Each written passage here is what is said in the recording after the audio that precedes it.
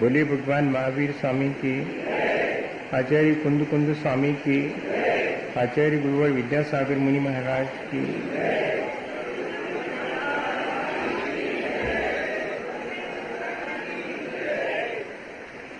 हम सभी लोग पिछले कई दिनों से लगातार एक ही बात पर विचार कर रहे हैं कि हमारा जो शेष जीवन रहा है उसे हम कैसे व्यवस्थित करें, उसे हम कैसे और बेहतर ढंग से जीने के लिए पुरुषार्थ कर सकें। जीवन को बेहतर बनाने के लिए ज़रूरी है कि जिन्होंने अपने जीवन को आदर्श बनाया है उनके प्रति हमारे मन में श्रद्धा हो और हम इतने आत्मविश्वास से भर जाएं कि उनके बताए हुए मार्ग पर चलकर हम भी अपने जीवन को अच्छा बनाने की शुरुआत करें। पर उस श्रद्धा के हो जाने पर, उस श्रद्धा के साथ हमारे जीवन में बहुत सारी गुणों की प्राप्ति हो जाने के बाद भी कुछ ऐसी कमजोरियां हमारे भीतर रह सकती हैं जिन्हें यदि हम सावधान रहकर नहीं निकालते हैं तो वे छोटी छोटी सी कमजोरियां भी हमारी श्रद्धा को नष्ट करने में कारण बन जाती हैं।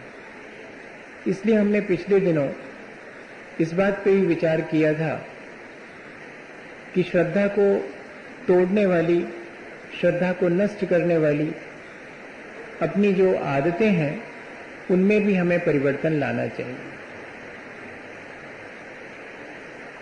यदि श्रद्धावान व्यक्ति विवेक शून्य हो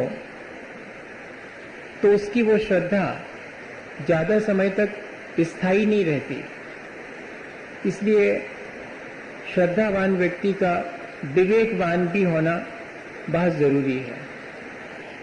विवेक के मायने ये है कि एक ऐसा ज्ञान जो भले बुरे के लिए हमें अलग अलग पहचान करा सके, एक ऐसी समझ जो हमें ये बता सके कि हमें किस दिशा में अपने जीवन को आगे ले जाना चाहिए और किस चीज से हमें बचना चाहिए। ऐसा ये विवेक जो हमारे भले बुरे का हमें पहचान कराता है और हमें इतना ही नहीं बुरे से बचा लेता है और भला करने के लिए प्रेरित करता है, ऐसा विवेक हमारे जीवन में जागृत हो। और एक और चीज कि हमारी कोई भी क्रिया हम जो करें वो विवेक शून्य नहीं होनी चाहिए। हम सुबह से शाम तक अपने संसार के काम भी करते हैं और अपने जीवन के कल्याण के लिए भी कुछ काम करते हैं। वाणी, मन और शरीर सबसे करते हैं। तो जो भी हम करें, चाहे वो संसार में किया जाने वाला कार्य हो या कि वो धर्म क्षेत्र में किया जाने वाला कार्य हो, हम ये सावधानी रखें कि उस कार्य से हमारा और दूसरे का उपकार होता हो तो ही हम उस कार्य को करें। अपने और दूसरे को क्षति पहुंचाने वाले कार्य हम ना करें, ऐसा विवेक हमारे मन में हो। बहुत सारे ऐसे काम हैं जो हमारे श्रद्धा को मलिन करने वाले हैं, जो हमारे अहिंसा धर्म को दूषित करने वाले हैं, उन कामों को हम ना करें। हमारी श्रद्धा को मलिन करने वाली हैं हमारी अपनी मूर्ताएं, चाहे वो लोक में प्रचलित मान्यताएं हों या कि हमारी अज्ञानता के चलते हमने देवशास्त्र गुरु का ठीक स्वरूप जानते हुए भी जो देव गुरु शास्त्र नहीं है, जो अभी संसार में ही अपना संसार बढ़ाने में लगे हैं, उनको भी हमने ब्रह्मवश और सच्चे देव मान करके या गुरु मान करके उनकी प्रशंसा करी हो तो उसे भी हमें संशोधित करना चाहिए और हिंसा हमारे कार्यों में ना हो, इस बात का भी हमें ध्यान रखना चाहिए। और इसके आगे बढ़ते हैं। आज अपन देखें कि श्रद्धा को तोड़ने वाली चीज है अहंकार। ये ऐसी चीज है, ये ऐसी कमजोरी है हमारे भीतर जो हमारी श्रद्धा को धीरे धीरे करके नष्ट कर देती है। और भी बहुत कषायें सब हैं चारों प्रकार की, लेकिन उसमें से ये जो मान कषाय है, अहंकार है, वो हमारी श्रद्धा को तोड़ने वाला है। इसलिए 8 प्रकार के मद या घमंड या अहंकार से हमें अपनी श्रद्धा को बचाए रखना चाहिए। अपनी योग्यता से अधिक सम्मान की आकांक्षा रखना, ये अहंकार कहलाता है। अपनी योग्यता के सम्मान की इच्छा रखना, ये अभिमान कहलाता है। आप समझ रहे हैं? जब हम अपनी योग्यता से अधिक अपना सम्मान चाहते हैं तो उसके पीछे क्या भाव छिपा रहता है? दूसरे के तिरस्कार का। और अपनी योग्यता का सम्मान चाहते हैं, यह अभिमान कहलाता है। इसके पीछे भी किसी न किसी दूसरे व्यक्ति के तिरस्कार का भाव छिपा ही रहता है। जहां अहंकार है वहां दूसरे के तिरस्कार का भाव छिपा ही है, बिना उसके होता नहीं है। मान कषाय अगर है तो दूसरे को डिफीट करने का, दूसरे को गिराने का, दूसरे के तिरस्कार करने का भाव भीतर में छिपा ही रहता, दिखता नहीं, सहसा नहीं दिखाई पड़ता। मैं बड़ा हूं ये साबित करने के लिए दूसरे को छोटा किए बिना तो संभव ही नहीं है। अपनी लकीर बड़ी करने में जो हम जबरदस्ती अपनी योग्यता के बिना पुरुषार्थ करते हैं, तो वो ये होता है कि दूसरे की मिटा करके अपनी बड़ी होती, उसके बिना तो होती नहीं। वरना अपनी लकीर बड़ी करने वाले को अहंकार करने की आवश्यकता नहीं आएगी, वो तो अपने आप में सेल्फ सेटिस्फाइड रहेगा। इसलिए जब जब भी हमें अपनी योग्यता से अधिक सम्मान की इच्छा अपने मन में जागृत हो तो सावधान होना चाहिए, और अपनी योग्यता के सम्मान की इच्छा जागृत हो तब भी सावधान रहना चाहिए। तीसरी एक अवस्था और है जिसमें कि हम अपनी योग्यता का सम्मान तो नहीं चाहते, लेकिन हम अपमान भी नहीं चाहते। वो अवस्था है स्वाभिमान की।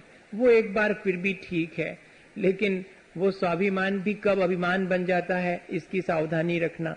कई लोग ये कहते हुए पाए जाते हैं कि हमारा भी तो कोई स्वाभिमान है, तो इसका मतलब है कि ये आपका अभिमान है, ये कहना पड़ा आपको।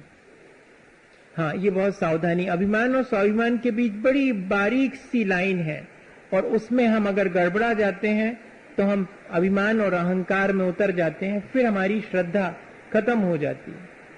और एक स्थिति बहुत अच्छी है जो निरभिमान की स्थिति है, निरंकार की स्थिति है, जिसमें न सम्मान की इच्छा है, न अपमान होने पर कोई संक्लेश है। वो तो कोई विरले ही जीव जिसकी दृष्टि वाकई में समीचीन हो गई है, उसको सम्मान और अपमान से कोई फर्क नहीं पड़ता है। हम वास्तव में वही अवस्था पाना चाहते हैं। उसके लिए ही हमारा अपना जो भी हम अपने जीवन में करते हैं, उसी उद्देश्य की पूर्ति के लिए करते हैं। ये हमें ध्यान में रखना चाहिए। अहंकार कितने तरह से हमारे भीतर प्रवेश करता है, कितने रूपों में प्रवेश करता है, ये हमें थोड़ा सा देख लेना है, ताकि जब अहंकार हमारे भीतर प्रवेश करे तब हम उसे समझ सकें। अपना अहंकार अपने आप को ही समझ में नहीं आता, दूसरा अहंकार कर रहा है तो हम कहते हुए पाए जाते हैं कि देखो कितने अहंकारी हैं, कितनो मान है इनको। लेकिन अपन जब मान करते हैं, अपन जब अहंकार करते हैं तो अपने को नहीं समझ में आता, अपने को लगता हम ठीक कर रहे हैं। इसलिए जब भी हमारे भीतर ये अहंकार प्रवेश करे और हमारे मन को घेरे, हमें सावधानी रखनी चाहिए। जैसे बच्चे लोगों को कहा जाता है कि कोई प्रयोग कर रहे हो तो ऑब्जर्वेशन के साथ साथ प्रिकॉशंस भी ले लेना, सावधानियां रखना, ताकि तुम्हें प्रयोग के ठीक ठीक निष्कर्ष मिल सकें। अपने जीवन में भी जब अपन एक प्रयोग कर रहे हैं कि मेरी श्रद्धा मेरे ही अहंकार से नष्ट हो जाती है, जैसे कि किसी को दीपक हाथ में मिल जाए जला हुआ, तो कई बार ऐसा होता है कि वो बाहर की हवाओं से नहीं बुझता, हमारी ही सांसों से बुझ जाता है। ये बड़ा सावधानी का मामला। ऐसा ना हो कि वो दीपक जो श्रद्धा की रोशनी हमें मिली है वो हमारी ही सांसों यानी हमारे ही अहंकार से बुझ ना जाए। इसलिए हम समझें उस चीज को कि हमारे भीतर किन किन रूपों में अहंकार आ सकता है। आचार्य भगवंतों के चरणों में बैठने पर वे हमें बताते हैं कि वैसे तो अहंकार के बहुत रूप हैं, लेकिन 8 रूपों में अहंकार हमारे जीवन में प्रवेश करता है। ज्ञानम, पूजाम, कुलम, जातिम, बल, मृद्धिम, तपो, वसबपु, अष्टावाशित मानित्वम, इसमय, माहुर, गतस्मया।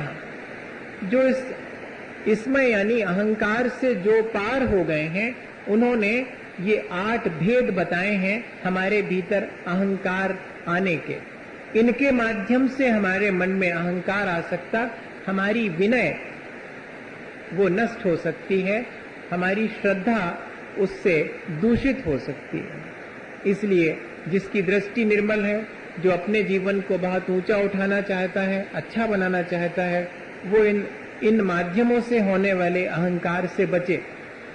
ज्ञान का अहंकार बहुत जल्दी आता है, इसलिए सबसे पहले लिखा है ज्ञानम। ज्ञान के माध्यम से 4 बातें अपन ज्ञान की सीख लेते हैं तो दूसरे को अज्ञानी साबित करने का मन होने लगता है। ये सबसे खतरनाक चीज। हमारे अपने ज्ञान से हम अपना आत्म कल्याण कर ले, वो ज्ञान तो सम्यक ज्ञान कहलाएगा। लेकिन होता यह है कि 4 बातें धर्म की या 4 बातें हम यहीं से कोई ज्ञान की उपलब्ध कर लेते हैं, तो हम फिर 4 लोगों के बीच ऐसा प्रदर्शित करते हैं कि जैसे हमसे ज्यादा कोई ज्ञानी नहीं है और तुमसे ज्यादा कोई अज्ञानी नहीं, हम ही जानत सब कछु, तुम का जानत कछु, पढ़े लिखे हो नहीं है। ऐसा मन में कहते नहीं है, लेकिन प्रदर्शित अपने अंदर यही करते हैं। सामने वाले को डिफीट करने के लिए, उसकी बात को तर्क देकर के नीचा करने के लिए हम अपने ज्ञान का प्रयोग करते हैं। हमारे अपने शयोपशम का प्रयोग अगर हम देखें दिन भर में, तो हम पाएंगे कि हम अपने ज्ञान से दूसरे का तिरस्कार ही करते हैं, दूसरे को नीचा ही दिखाते हैं। यही तो हमारे ज्ञान का अहंकार है, और क्या। जैसे कि कोई अगर किसी को कहे कि ये चीज ऐसी नहीं है, अच्छा रहने दो, जैसे तुम ही जाना तो हमें सोई मालूम है। ये भाव आ जाता कि नहीं आ जाता। कोई कुछ भी कहे, थोड़े से आहार देते समय ये कोई कहे कि थोड़ा सा यहाँ से आप, हमें मालूम है हमने बहुत आहार दिए हैं, तुम ही नहीं आया, कछुए आ गए, ऐसा जल्दी से अपन कह देते। कोई रास्ते से अपन को ठीक ठीक स्थान बताएगा कि भैया ऐसे न बैठो, ऐसे बैठ जाओ, तब भी अपने मन में आ जाती ये चीजें। ये क्या चीज है? ये अहंकार का रूप है, वो ज्ञान के रूप में हमारे अंदर प्रवेश कर जाता है। हमें विचार क्या करना चाहिए इस अहंकार को दूर करने के लिए? आपको मेरी आवाज ठीक से सुनाई पड़ रही? पानी के बीच में भी मुझे अपनी आवाज नहीं सुनाई पड़ रही असल में। हाँ, आचार्य जी ने बहुत तेज बारिश में एक बार आहार जी में प्रवचन बंद कर दिया था। मुझे वो घटना याद आ रही, इसलिए मैंने आपसे पूछ लिया, क्योंकि उन्होंने, जब हम लोगों ने पूछा कि आपने बंद क्यों कर दिया, तो बोले हमें अपनी जो सहज आवाज है उससे ज्यादा तेज बोलना पड़ा, तो अपने ही प्राणों का घात होगा, इसलिए बंद कर दिया। तो मैं इससे ज्यादा तेज नहीं बोल सकता, अगर आपको नहीं सुनाई पड़ रहा है तो मुझे बता दें, ठीक है? चलने दें। हमें ये विचार करना चाहिए कि जैसे अपन ने जीवन में अपने एमए किया, मान लो अब एमए किया अपन ने, और उसके बाद पूरा जीवन अपना व्यतीत हो गया और अपना जीवन समाप्त भी हो गया। अब अपन दूसरी जगह चले गए, दूसरा जन्म हो गया, तो क्या वो ज्ञान साथ में जाता है? बिल्कुल नहीं जाता। अगर साथ में जाता होता तो फिर अनार का फिर से नहीं पढ़ना पड़ता। फिर तो अपन ये कहते कि हमें तो पहले से पढ़ के आया, अब तो पीएचडी का है। ऐसा होता है क्या? आज तक कोई भी इधर कितने भी पढ़ा लिखा हो और मरण के बाद में फिर से उत्पन्न हो तो अनार से शुरू करना पड़ता। उस छोटे से क्षयोपशम ज्ञान का मैं अहंकार करूं, ऐसा विचार अपने भीतर आना चाहिए कि अरे इतना थोड़ा सा ज्ञान मेरे को है जो कि मेरे साथ भी नहीं जाता है, और फिर मैं उसका अहंकार करूं और अहंकार के चलते मैं दूसरे के ज्ञान का तिरस्कार करूं, ये तो मेरे लिए ठीक नहीं है। अगर ऐसा भाव हमारे भीतर आ जाए तो ये अहंकार ज्ञान का अपने आप नष्ट हो जाता और हमारी ज्ञान के प्रति, सम्यक ज्ञान के प्रति श्रद्धा बनी रहती। जब जब भी ध्यान रखना, जब जब भी दूसरे के अच्छे ज्ञान की बात सुनकर के उसकी प्रशंसा करने का भाव नहीं होता तो ये भी अहंकार ही है। हाँ, ऐसा होता है कई बार कि हम कहीं से कोई अच्छा ज्ञान, सम्यक ज्ञान, उसकी चर्चा चल रही है तो हम उसकी प्रशंसा नहीं कर पाते हैं, बल्कि हम ये इस मौके की तलाश में रहते हैं कि कैसे ये इसका बोलना बंद हो और मैं इन सब चीजों को अभी काट करके और ठीक कर दूं। ये कभी नहीं करना चाहिए। ये सम्यक ज्ञान का अनादर है, फिर हमारा सम्यक ज्ञान धीरे से छूट जाएगा। इसलिए जहां पर भी सम्यक ज्ञान की चर्चा हो उसका अनादर नहीं करना, उसका तिरस्कार नहीं करना, और जो ज्ञानवान हैं उनका भी तिरस्कार नहीं करना। तब जाकर के हमारा ज्ञान वास्तविक ज्ञान कहलाएगा और वो केवल ज्ञान में कारण बनेगा। आचार्य भगवंतों ने लिखा, जो विनय पूर्वक निरलस होकर अर्थात आलस छोड़कर इस जीवन में इस थोड़े से क्षयोपम ज्ञान का अभ्यास करता है, उसका ये थोड़ा सा ज्ञान भी आगामी जीवन में केवल ज्ञान का कारण बनता है। लेकिन विनय पूर्वक होना चाहिए, पूरी श्रद्धा के साथ और विनय के साथ में ज्ञान को हम हासिल करें तो हम उस ज्ञान के अहंकार से बच सकते हैं। तो मैं आपको एक घटना सुनाता हूं। आचार्य महाराज के जब आगम वाचना आचार्य महाराज के सानिध्य में 1980 में और शुरू हुई थी, सागर में पहली आगम वाचना हुई षटखंड आगम की, और बड़े बड़े विद्वान, जिनमें से तो अब कोई भी नहीं रहा उस समय, वो सारे 6-8 विद्वान तो सबसे बड़े विद्वान थे और बाकी तो 50-100 विद्वान, उनमें से भी अब बहुत थोड़े बचे हैं। वो जो बड़े विद्वान थे वो तो नहीं रहे। वहां पर उस चर्चा के बीच में एक शब्द अटक गया। उसका मेन स्क्रिप्ट में क्या अर्थ होना चाहिए ये किसी को नहीं सूझ रहा, वहां पो होता रहा। आचार्य महाराज भी चुपचाप सुन रहे हैं, सारे विद्वान अपने अपने ओपिनियन दे रहे हैं कि इसका अर्थ ये होना चाहिए, वो कह रहे हैं इसका अर्थ यहाँ तो ये होना चाहिए। अब कुछ समझ में नहीं आ रहा, कुछ क्लियर नहीं हो रहा। वहीं पर बैठे हुए थे जिनेन्द्र वर्णी, सब परिचित होंगे जिनेन्द्र वर्णी से।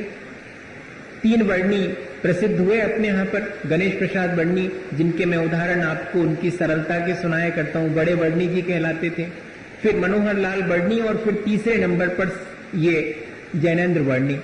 उन्होंने कोश लिखा है, जैनेन्द्र शब्द कोश, भारतीय ज्ञानपीठ से 4 वॉल्यूम, इतना 150 ग्रंथों को अध्ययन करके 17 साल में जिसे उन्होंने कंपाइल किया है, संकलित किया है, रीअरेंज किया है, जिसको कि आज कई लोग जो है देख भी नहीं पाते हैं, उसमें से ढूंढ नहीं पाते कि कौन सी चीज कहां मिलेगी। वो उनने इतना अधिक ज्ञान, उनका क्षयोपम ज्ञान, जिससे उन्होंने सम्यक ज्ञान की का आलोड़न करके वो रचना करी। वो भी वहीं बैठे लेकिन चुप हैं, मजा देखिएगा। अब अचानक आचार्य श्री का ध्यान चला गया तो आचार्य श्री ने धीरे से कहा कि वर्णी जी, आपने तो कोश लिखा है, आपको तो इस शब्द का अर्थ किस ग्रंथ में कौन सा है ये सब मालूम होगा। तो उन्होंने हाथ जोड़ लिए और फिर क्या बोले कि आपकी आज्ञा हो तो कहूं। तो आचार्य जी ने कहा, हाँ बहुत बहुत, आप बोलिएगा। तो उन्होंने उसका अर्थ जो अलग अलग ग्रंथों में था वो सहर्ष बता दिया। जब वो अर्थ बताया तो सब समाधान हो गया। तो उसमें से जो एक पंडित जी थे वो एकदम बोले, अब जब आपको मालूम था तो हम लोग आधे घंटे से परेशान हो रहे थे, पहले क्यों नहीं बता दिया आपने। तो क्या बोले, इतने बड़े विद्वान और इतने बड़े आचार्य महाराज के सम्मुख में क्या उस पर बिना कहे और अपने बीच में ज्ञान को बताऊं। ये है ज्ञान के विनय। नहीं तो अधोजल गगरी छलकत जात, 4 बातें पता नहीं लगी और चर्चा कहीं चल रही तो बीच में शांत नहीं रह सकते। हमें मालूम, हम बताएं ये चीज ऐसी है। इससे बचना चाहिए। हमें बहुत ज्ञान को हासिल करके और अपने भीतर और धैर्य और अपने भीतर विनय बनाए रखनी चाहिए। और सम्यक ज्ञान और सामान्य ज्ञान की विशेषता यही है, अंतर दोनों में यही है कि जिसे सम्यक ज्ञान होता है उसे अहंकार न आकर के ये लगता है कि मेरा ज्ञान तो बहुत थोड़ा सा है, उस केवल ज्ञान की अपेक्षा से तो यह अत्य है। अपनी अज्ञानता का एहसास होता है अगर सम्यक ज्ञान हो जावे तो, और भौतिक ज्ञान होता है तो अपने आप को बहुत बड़ा ज्ञानी मानने का अहंकार हमारे भीतर प्राप्त उत्पन्न हो जाता। जब जब भी हम सम्यक ज्ञान का अभ्यास करें तो भैया ये अपने भीतर देखते रहें कि हमें तो वास्तव में गौरव इस बात का होना चाहिए कि मेरा स्वभाव तो केवल ज्ञान का है, जो कि शायद ज्ञान है। ये तो थोड़ा सा मुझे मतिशुद्ध ज्ञान हुआ है, वो तो शायोपसमिक ज्ञान है। मैं आपसे ज्ञान के अहंकार की बात करूं, कैसे अहंकार से हमारा ज्ञान ढक जाता है। मेरे अपने जीवन की घटना आपको सुनाता हूं। सन 1991 में सतना चतुर्मास में, और जब हम लोग डिस्कशन करने बैठते थे शंका करने, तो इतवार का दिन था और मेरे हाथ में ढेर सारी पर्चियां थे। मैं एक प्रश्न का जवाब देता चला जा रहा था बिना रुके हुए, और उतने में एक पर्ची आई। मैंने उससे उठा करके जैसे ही पढ़ा, उसमें लिखा था कि अद्भुत है आपका ज्ञान, आप हर प्रश्न का बिल्कुल टू द पॉइंट और लगातार जवाब देते जा रहे हैं। लग रहा है कि सरस्वती मानो आपकी जिह्वा पर आके बैठ गई। ऐसा वो उन्होंने प्रश्न नहीं था, उन्होंने प्रशंसा लिख के भेजी थी। मेरा ध्यान गया, मैंने पढ़ा, मेरे अंदर भी क्षण भर को ये लगा, ईमानदारी से क्षण को ये लगा कि हाँ मेरा ज्ञान तो है ही। आप आश्चर्य करेंगे, उसके बाद वाले प्रश्न का उत्तर मुझे 30 सेकंड लग गए, आ नहीं रहा। जबकि एक भी प्रश्न सामने आते ही उत्तर, आधा प्रश्न पढ़ करके मैं दे रहा था, और फिर पूरा प्रश्न पढ़ने के बाद 30 सेकंड बाद भी मुझे उसका उत्तर नहीं आ रहा। अपनी गलती तुरंत समझ में आई और मेरी आंख भीग गई। आचार्य महाराज को स्मरण किया कि मैंने व्यर्थ अहंकार किया, और उसके बाद फिर जो कहते हैं उत्तर आना शुरू हो गए। ये क्या चीज थी? क्षण भर के अहंकार ने ज्ञान के ऊपर पर्दा डाल दिया। हमें बहुत सावधानी रखनी चाहिए। सम्यक ज्ञान का अभ्यास करते समय अहंकार नहीं करना। अगर आने लगे तो उसको जीतने का प्रयत्न करना। जीतने का सीधा उपाय है कि याद कर लेना, गुरुजनों से मुझे ज्ञान की प्राप्ति हुई है, मेरा अपना इसमें क्या है? आचार्य भगवंतों का उपकार है जिनके वजह से, और हमें 2 बातें अपने कल्याण की सीखने मिली हैं। इसका क्या अहंकार करना, इसमें तो और विनय आनी चाहिए। ऐसा विचार अपने मन में आ जावे तो इस अहंकार से बच सकते हैं। पूजा जैसे ही यश ख्याति मिलने लगती है तो हमारे पैर फिर ठीक नहीं पड़ते जमीन पर।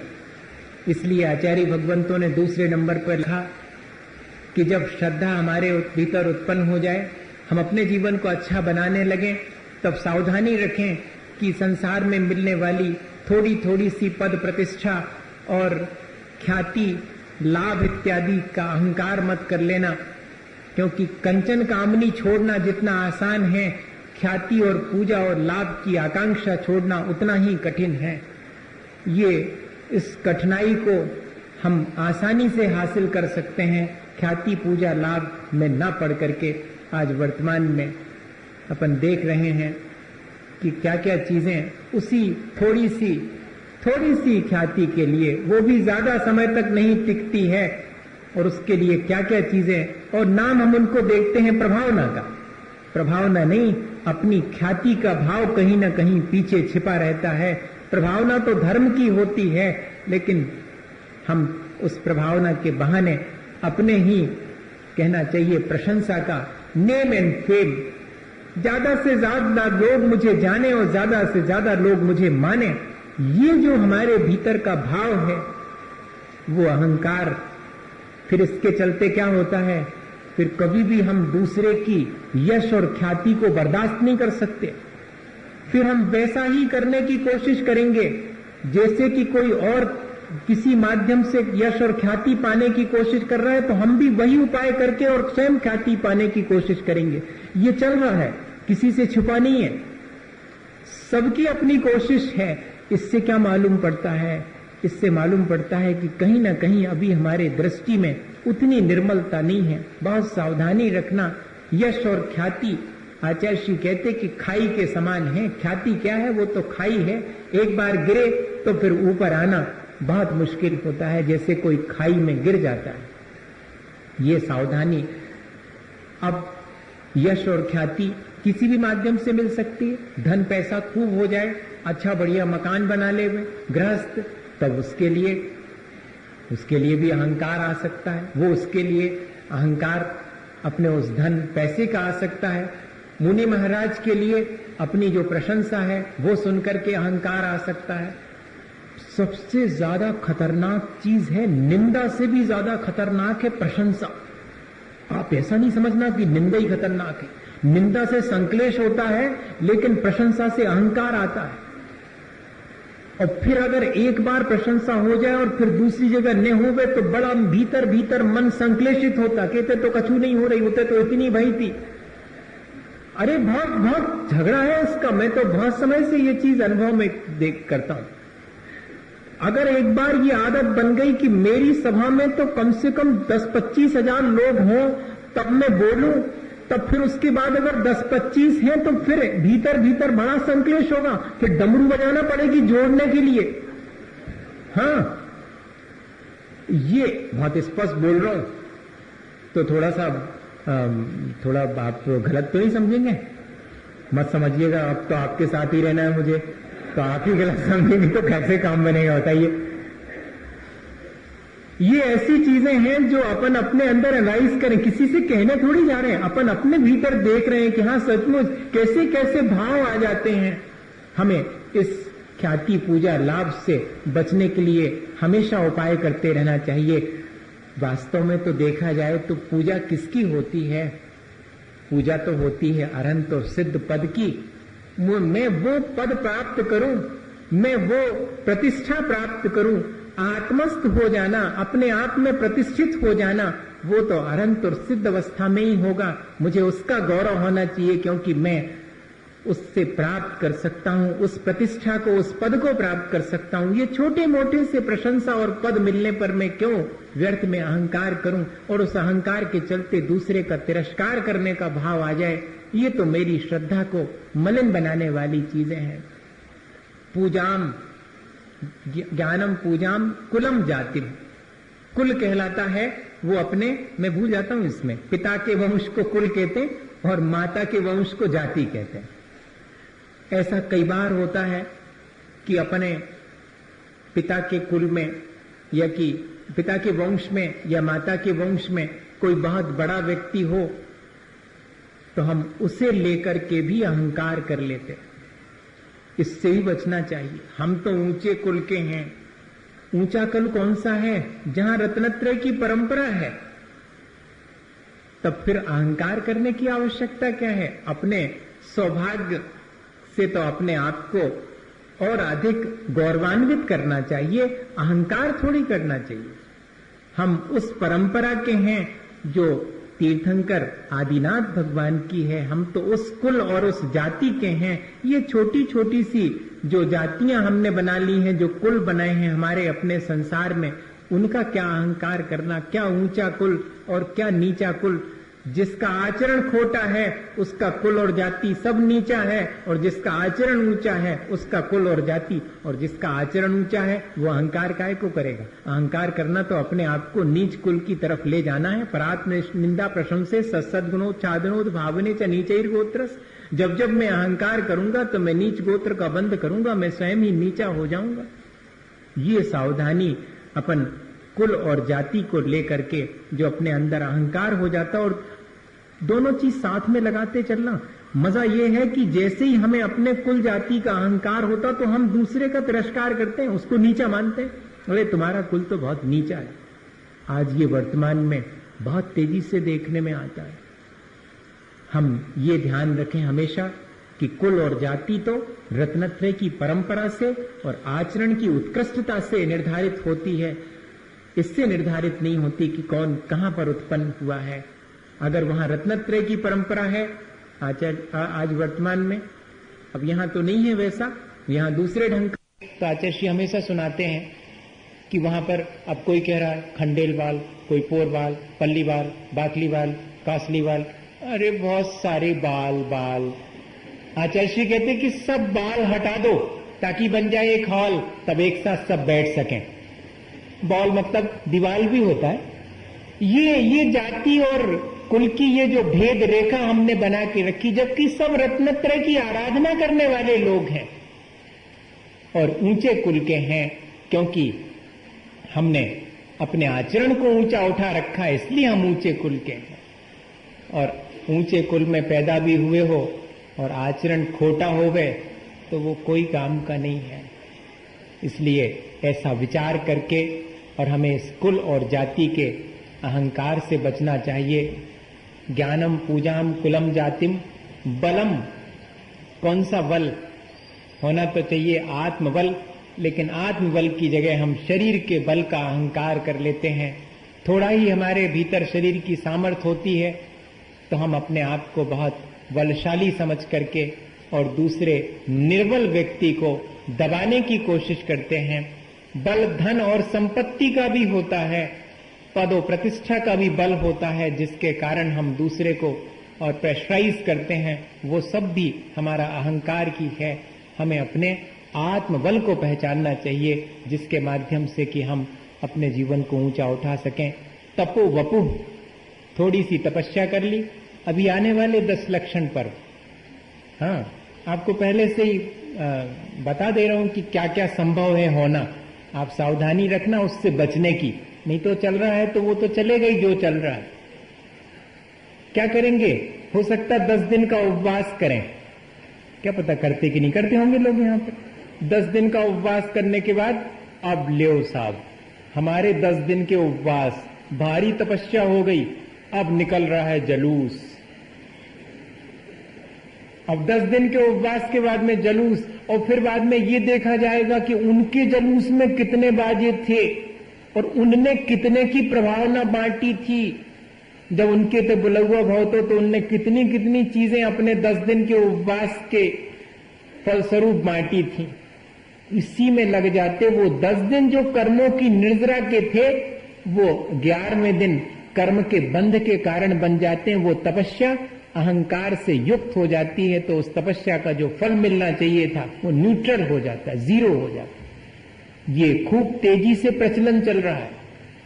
पुष्पांजलि कर ली, 5 दिन के हो गए, अब देव साहब जय जयकार। आपने अपने कल्याण के लिए किए थे या कि बाहर में मिलने वाली जय जयकार के लिए किए थे? और अपन लोग भी यही करते हैं कि बहुत जल्दी जो है थोड़ी सी भी त्याग तपस्या में, और मजा ये है कि दूसरे का तिरस्कार छिपा रहता उसमें। हमने करे तुम नहीं कर पाए, हाँ जी तो रहता उसमें। सब जने देख लो हमने करे उपवास, ऐसा भाव नहीं आना चाहिए। मैं तो ये कह रहा हूं, आता है संस्कारवश आता है, अनादिकाल का संस्कार है, आज तक करते यही तो आए हैं, तब तो संसार में बैठे भैया, नहीं तो काहे को यहां से अभी तक जो है कल्याण न कर चुके होते। अपनी इन्हीं खोटी आदतों की वजह से तो संसार हमारा बड़ा हुआ है। अब थोड़ी समझ आ गई है कि हमें लगने लगा है कि हम कहीं गलत हैं, तो ये जो कहीं गलत हैं बस ये समझ में आने लगे तो उस गलती को अब धीरे धीरे निकालने का पुरुषार्थ करें तो कहलाएगा कि हाँ वास्तव में हमें ज्ञान हुआ। शरीर के रूप रंग का भी अहंकार नहीं करना चाहिए, और अहंकार तो हम नहीं करते रूप रंग का, लेकिन दूसरे के रूप रंग ठीक ना होने पर उसका तिरस्कार भी नहीं करना चाहिए। और आज ये बहुत तेजी से होता है। अपने पैसे का अहंकार तो नहीं करते, लेकिन दूसरे कम पैसे वाले के यहां पर अपनी बेटी नहीं देते क्या? ये क्या चीज है? इसके मायने हैं कि मैं बड़ा आदमी हूं, मैं छोटे से घर में कैसे ब्याह कर दूं? करते कि नहीं करते? ये अहंकार का ही रूप है। और बाहर क्या देखते हैं? रूप रंग देखते हैं। गुणवत्ता कौन देख रहा है? रूप रंग देखते हैं। सुंदर रूप है कि नहीं तो करेंगे। इसका मतलब है कि आपने जो रूप सुंदर नहीं है उसका तिरस्कार तो कर दिया, उसे रिजेक्ट तो कर दिया। रिजेक्ट करने के ढंग अलग हैं। वैसे तो सब ठीक है, मगर अब हम अपने माता पिता से और उनसे सब से पहले सलाह कर ले, फिर आंखों बते हैं 8-10 दिन बाद। बताऊं ने कहा है कह दो ना मुंह पे कि हमें नहीं लग रहा अच्छा, लेकिन नहीं, वो अपना स्टाइल देखो अहंकार का, तिरस्कार करने का।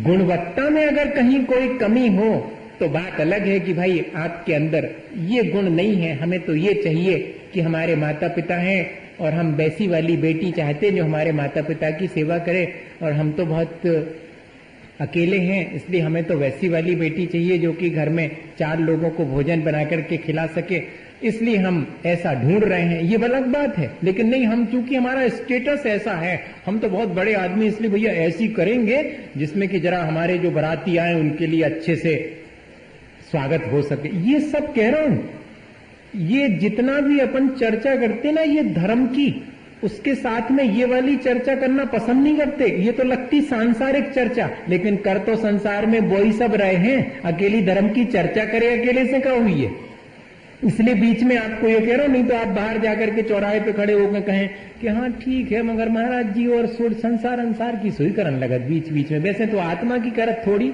लेकिन संसार की सुई करन लगत। इसमें संसार, अगर जिसकी गृहस्थी ठीक नहीं है वो कितने ही पूजा पाठ कर ले में, उसका कितने ही तत्व चर्चा कर ले में, सुबह दोपहर शाम 3-3 समय आराम से बैठ करके, लेकिन इसके बाद भी जीवन अच्छा नहीं बन सकता जब तक कि उसका सब प्राणी मात्र के प्रति समता भाव नहीं है, जब तक उसके मन में सहज भाव नहीं है, सबके प्रति सम्मान का भाव नहीं है। अगर साधर्मी के प्रति तिरस्कार का भाव है तो लिखा हुआ है स्मयन यो नन्या नत्येति धर्म स्थान गर्विता सया सोत्येति धर्मात्मीयम न धर्मो धार्मिक ही बिना।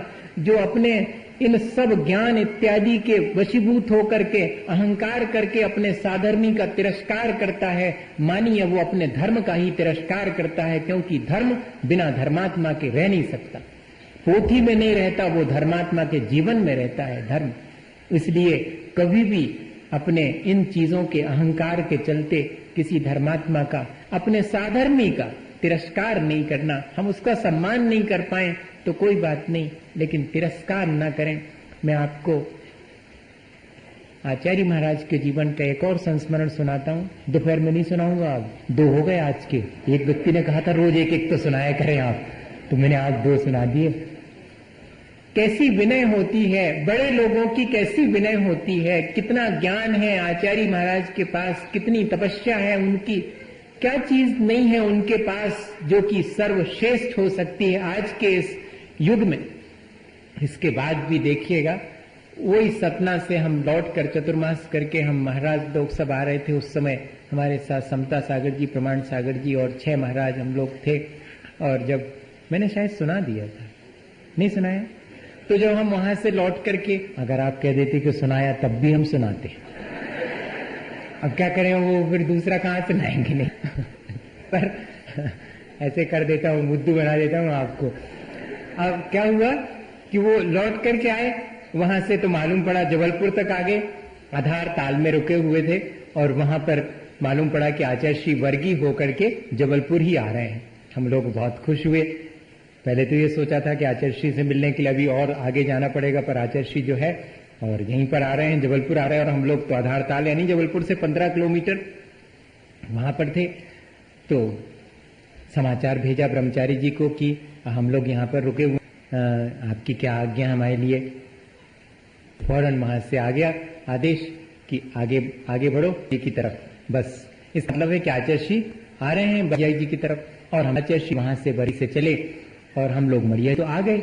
लेकिन आचार्य श्री अभी पता लगा कि 6 किलोमीटर और अभी पीछे। तो हम लोग जो है वहां आने के बाद फिर और आगे आचार्य श्री को लेने के लिए चले 6 किलोमीटर, और वहां आचार्य श्री के दर्शन किए, मिले।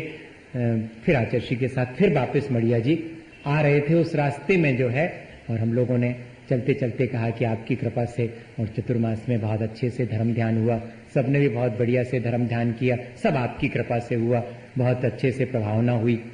ऐसी चर्चा कर रहे थे। सब सुनते सुनते आचार्य श्री क्या बोले, इसमें हमारा क्या है, ये तो आचार्य, सब आचार्य ज्ञान सागर जी महाराज का है।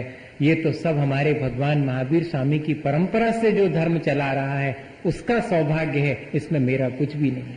बताइए, चाहते तो उस सब का श्रेय वो ले सकते थे, चाहते तो अपनी उस प्रशंसा को सहर्ष स्वीकार कर सकते थे, लेकिन क्या जवाब दिया कि इसमें मेरा क्या है, ये तो हमसे पहले जो आचार्य हुए हैं उन सब की परंपरा और भगवान महावीर की स्वामी की परंपरा है, उस सब का श्रेय तो उनको जाता है, हम कौन हैं उस श्रेय को लेने वाले। भाई, अपन भी जो यहाँ पर उपलब्ध है अपने लिए सच्चे देव गुरु शास्त्र का सानिध्य, उससे हमने जो भी अपने जीवन में हासिल किया है, चाहे ज्ञान हासिल किया हो, थोड़ी प्रशंसा हासिल की हो, हमने अच्छा कुल अपने सौभाग्य से पाया हो, या अच्छा शरीर हमें मिल गया हो, रूप रंग अच्छा मिला हो, उस सब की तरफ न देख करके और हम ये देखें कि किसकी कृपा से हमें ये सब प्राप्त हुआ है, किसका उपकार है हमारे ऊपर, उस पूरी परंपरा का उपकार है हमारे ऊपर, जिसने कि हमें धर्म के मार्ग पर लगाने के लिए उपदेश दिया है, उन तीर्थंकरों का, उन सब का उपकार नहीं भूले हम। अहंकार को दूर करने के दो ही उपाय सक्षम हैं, भगवान की प्रार्थना करना और अपने पूज्य पुरुषों के उपकार को नहीं भूलना। ये दो चीजें जिसके पास हैं वो अहंकार नहीं कर सकता, उसके भीतर अहंकार प्रवेश ही नहीं करेगा। जो निरंतर अपने आराध्य अरहंत और सिद्ध भगवान या पंच परमेष्ठी की निरंतर प्रार्थना में लगा रहता है, उनके गुणगान करता है, वो अहंकार कैसे करेगा। और जो अपने बड़े लोगों के उपकार को कभी नहीं भूलता है, वो भी अहंकार नहीं कर सकता। अपन जरा सा विचार करें, संसार में भी अपन क्या जानते थे बताइएगा। अपन तो ठीक से खाना भी नहीं जानते थे, अपन तो अपने शरीर की गंदगी को साफ करना भी नहीं जानते थे।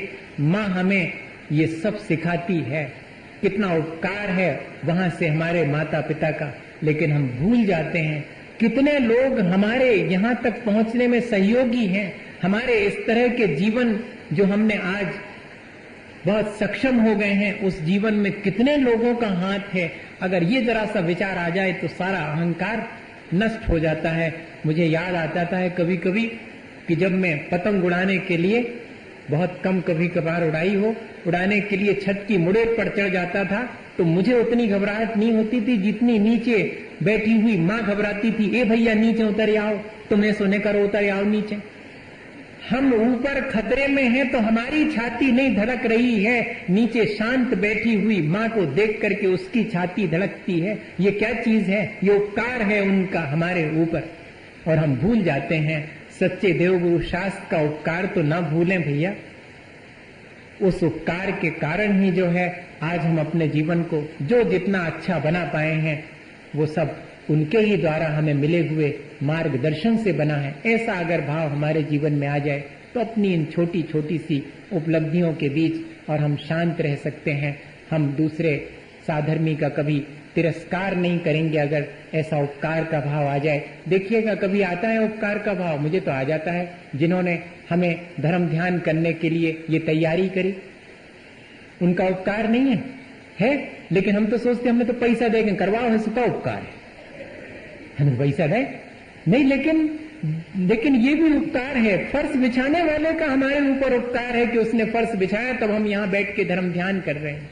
ये सब चीजें अगर जरा सा मन में ऐसा विचार आ जावे तो हमारा अहंकार अपने आप नष्ट हो जाएगा कि अरे मैं किस बात का अहंकार करूं, मेरे अपने जीवन में सुबह से शाम तक कितने लोगों का सहयोग मुझे मिलता है, तब मेरा जीवन चलता है, और मैं व्यर्थ ही अहंकार करता हूं। ऐसा विचार करने जॉर्ज वॉशिंगटन हुए हैं तो विदेशी, लेकिन एक दिन जो है वो रास्ते से चले जा रहे थे और देखा उन्होंने कि एक ठेकेदार खड़ा हुआ, मजदूरों से काम करवाया है, ट्रक में लोड हो रहा है सामान। एक मजदूर वो अपना सामान उठाते उठाते और उससे स्लिप हो गया तो नीचे गिर गया, वो भी गिर गया, उसको भी लग गई। लेकिन ठेकेदार जो खड़ा हुआ वो उसको डांट रहा है कि तेरे से बोझा नहीं उठता है तो निकल जा तू बाहर, मुझे तो मजबूत व्यक्ति चाहिए बोझा उठा के ऊपर ले जाने वाले। उसको चोट पहुंच गई है, उससे उठ नहीं रहा है, फिर भी उसको जो उठाने के लिए, तो वाशिंगटन धीरे से आकर के और उसके बोझे को सहारा दे करके उसके सिर पे रखवा देते हैं। और ठेकेदार वहीं पर ऐसे खड़े हुआ है तो उसके पास जाकर के कहते हैं कि ऐसी कभी ज़रूरत पड़े बोझा वगैरह उठाने की तो मुझे याद कर लिया करे, मेरा नाम जॉर्ज वॉशिंगटन है, मैं वहां रहता हूं। इतना सुनना था कि उसकी हालत, जिसका बोझा उठाया था वो तो चरणों में पड़ा हुआ है, और जो बोझा उठवा रहा था वो भी एक बार सोच में पड़ गया, माफी मांगने लगा। तो वॉशिंगटन ने क्या कहा कि मैं तो तुम्हें माफ करता हूं, कोई बात नहीं, लेकिन एक ही चीज ध्यान रखना, कभी भी किसी भी काई को तुच्छ मत समझना और किसी भी जीव को तुच्छ मत समझना, अपने आप को बड़ा मत समझना। यहाँ सब देखा जाए तो समान ही हैं, सब अपना संसार भोग रहे हैं, किसी को कमती दुख है, किसी को ज्यादा दुख है। हमें तो सबके प्रति सहानुभूति रखनी चाहिए। जैसे कि जैनेन्द्र कुमार ने लिखा कि यहाँ सब देवता से कम और पशु से ज्यादा हैं, इसलिए हमें सबके प्रति सहानुभूति रखनी चाहिए। भैया, अगर ऐसा भाव हमारे भीतर बना रहेगा तो ही हमारी श्रद्धा बनी रहेगी और हमारा जीवन ऊंचा उठता रहेगा। हमें कभी भी अहंकार करके वशीभूत होकर अपने साधर्मी का तिरस्कार नहीं करना चाहिए और अपने अहंकार से हमेशा बचते रहना चाहिए। सभी जीवों के प्रति सहानुभूति का भाव रख करके अपना कल्याण करें। इसी भावना के साथ बोलिए आचार्य गुरुवर विद्यासागर मुनि महाराज।